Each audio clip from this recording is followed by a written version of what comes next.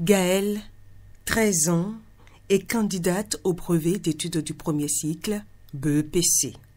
Depuis 9 heures ce samedi, elle révise son cours de mathématiques.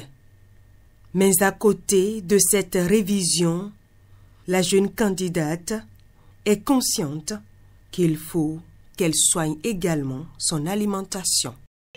Je prends beaucoup de fruits et légumes et je me contrôle beaucoup.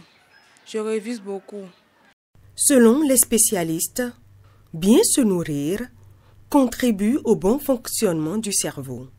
Plus spécifiquement pour des candidats, ils mettent en évidence une alimentation riche en vitamine B, C et E.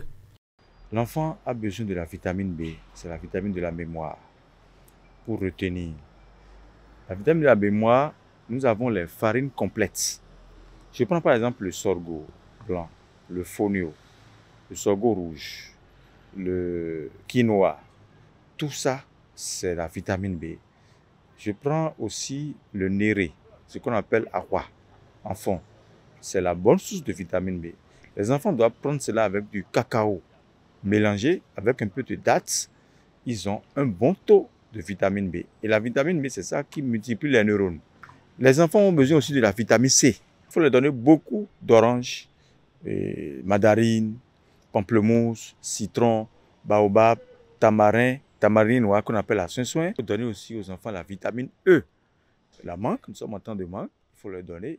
Outre la nourriture, une bonne hygiène de vie est également recommandée aux candidats. Il est important d'avoir au moins, ou tout au moins environ 8 heures de sommeil par jour.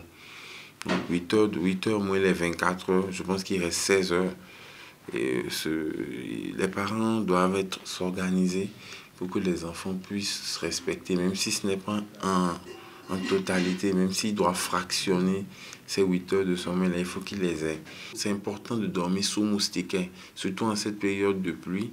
Il faut désinfecter l'environnement par des insecticides et surtout dormir sous moustiquaire.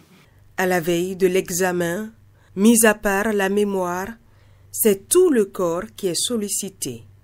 Une bonne alimentation, du repos et des règles d'hygiène strictes se présentent comme des alliés incontournables. Et ça, Gaëlle et ses parents l'ont déjà compris.